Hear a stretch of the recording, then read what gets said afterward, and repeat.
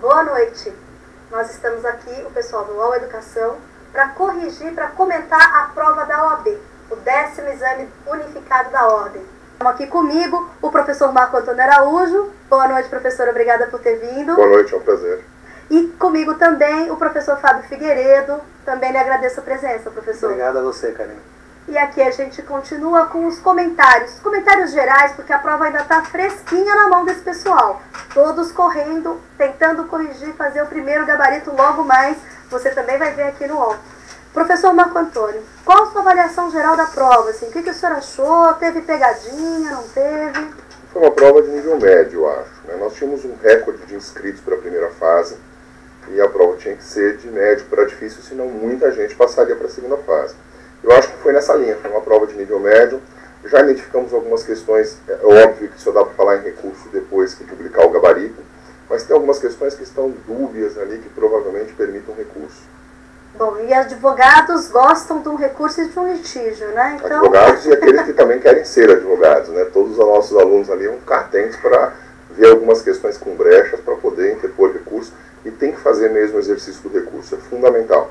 O recurso ganha força à medida que o aluno vai entendendo a lógica, interpondo o recurso, e chega na banca, e a banca vem mudando as questões que nos parecem mais absurdas. Sempre tem problema nas questões, professor. É uma coisa comum, né?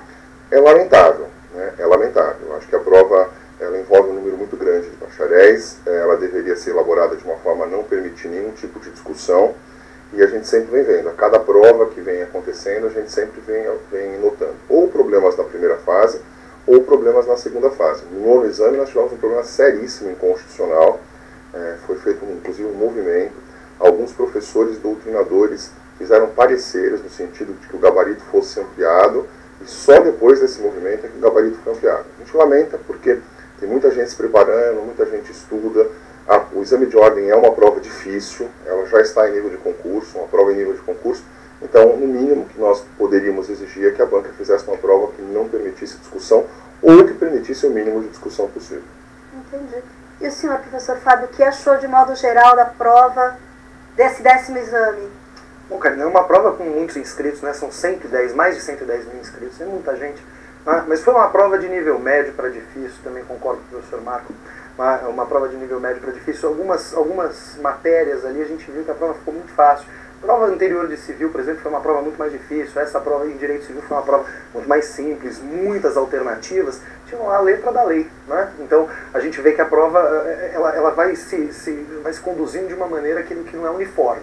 Né? Um nível médio para difícil, com a quantidade de reprovação que a gente teve no último exame, né? A meu ver, né? Parece que a OAB resolveu dar uma aliviada. Resolveu dar uma aliviada. Pelo menos em algumas matérias, aquelas que eu consegui ver lá atrás agora. Né?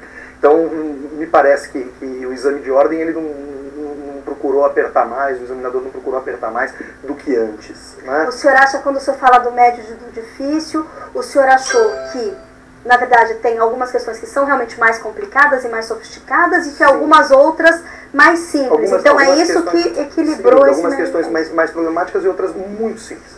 Na letra de lei, a gente estava vendo ali, acabando de ver uma questão sobre bens em direito civil, com a letra da lei, o artigo do Código Civil ali expresso, o que é muito normal em provas de nível técnico, por exemplo, nível médio.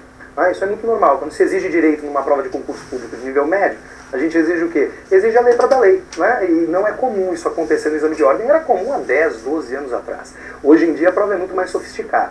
Em algumas questões eu voltei a observar essa letra da lei que há muito tempo não caía. Posso te falar com segurança aí que pelo menos há uns 3, 4 exames a gente não via isso na prova de direito civil. Na prova de direito civil. E nas outras provas ali, consumidor, processo civil, filosofia também, que não tinha caído até então, né? Foi uma surpresa, disseram que a prova não foi tão complexa assim, os bacharéis estavam com medo da matéria de filosofia, né?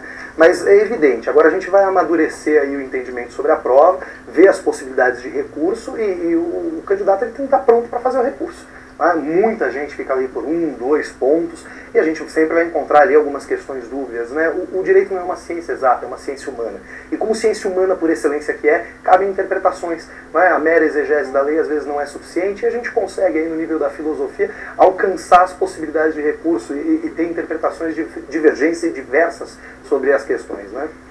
E esse 1 pontinho ou 2 pontinhos são importantes porque, pelo que eu entendi, corrija-me se eu estiver errada, das 80 questões, se eu me fizer pelo menos 40, eu tô fora. É isso mesmo, Karina, exatamente, pelo menos 50% da prova. Não fez 50% da prova, tá fora. E muitos são os candidatos que ficam por 1 ou 2 pontos. Muitos mesmo, um universo muito grande.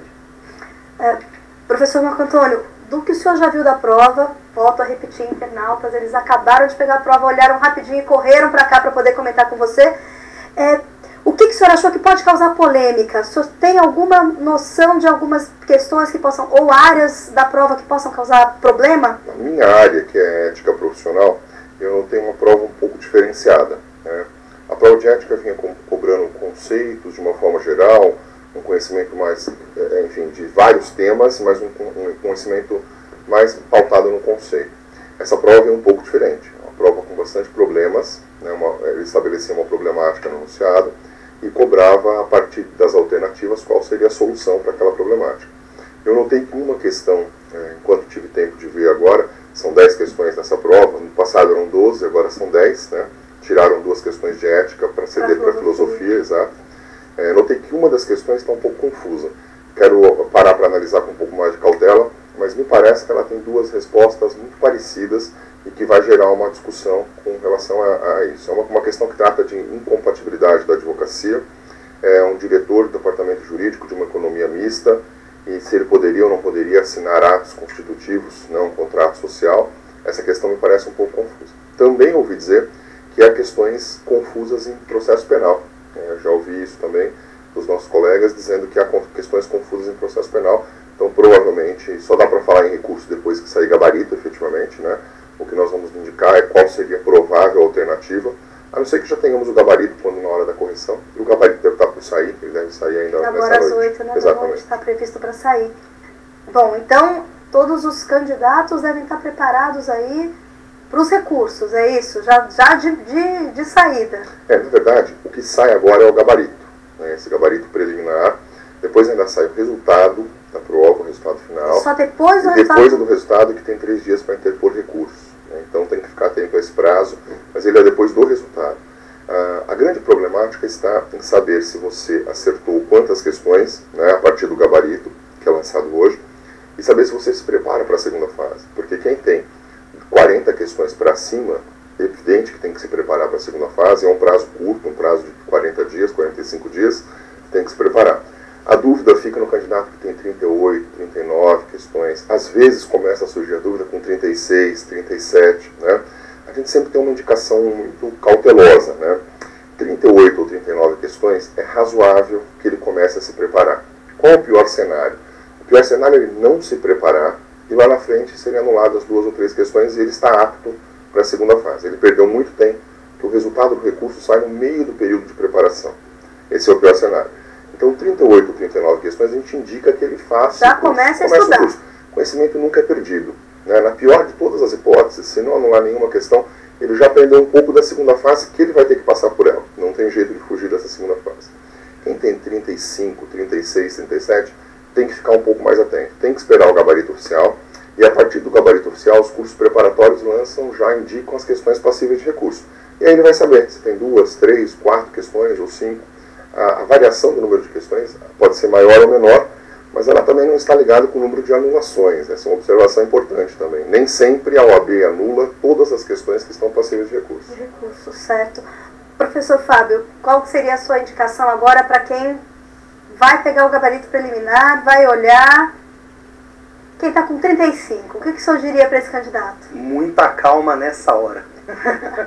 Tem de se acalmar, tem de ir tranquilo ali, está com 35, 36 questões, vamos aguardar um pouquinho, né? Ver como é que amadurece. Tem um amadurecimento aí, a partir do momento que sai o gabarito, né, o entendimento vai sedimentando e aí vai haver repulso, evidentemente, né? Muitas foram as vezes já que a banca foi lá e cancelou questões, né? E dificilmente será diferente. Dessa vez a gente só tem de analisar quais são as questões problemáticas. Isso tem problemas em processo penal, tem problemas em administrativo, enfim, vamos aguardar para ver como é que isso vai acontecer. Mas não adianta, né? Eu não passei, não deu certo. É o momento de continuar estudando, evidentemente, né? Não pode desistir, né? Então é evidente, vou ter de seguir de novo, enfrentar de novo uma primeira fase? Vamos enfrentar de novo uma primeira fase. Vou ter de passar com muita alegria agora para enfrentar a segunda fase? Vamos enfrentar a segunda fase.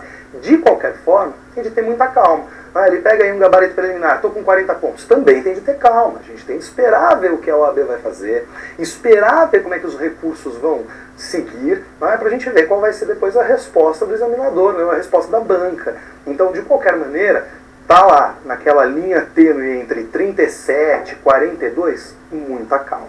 Muita calma. Evidente, se você pegou um gabarito preliminar com 40 pontos, é hora de estudar com felicidade. E depois a gente vê o que acontece na hora que o resultado sair. Começa a estudar amanhã. Estudar sempre, né, Karine? Estudar sempre. Estudar já, agora. Mas primeiro toma uma, né? Porque acabou de sair da prova. O pessoal tem que dar uma relaxada também. Evidente. E tem um argumento aí que a gente escuta muito nos bastidores, queria saber o que vocês acham disso, que a prova da OAB, na verdade, ela tem uma fama de aprovar pouco, né? Mas que isso seria uma estratégia para fazer realmente uma, como é que eu vou dizer, uma reserva de mercado. Vocês já ouviram isso por aí? Vocês concordam com isso? Eu queria saber o que o senhor acha, professor Fábio.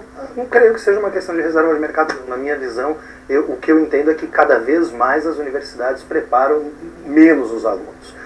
Então, muitas vezes, o aluno bacharel ele sai da universidade sem condição de advogar e sem condição de aprovação no exame da ordem mesmo.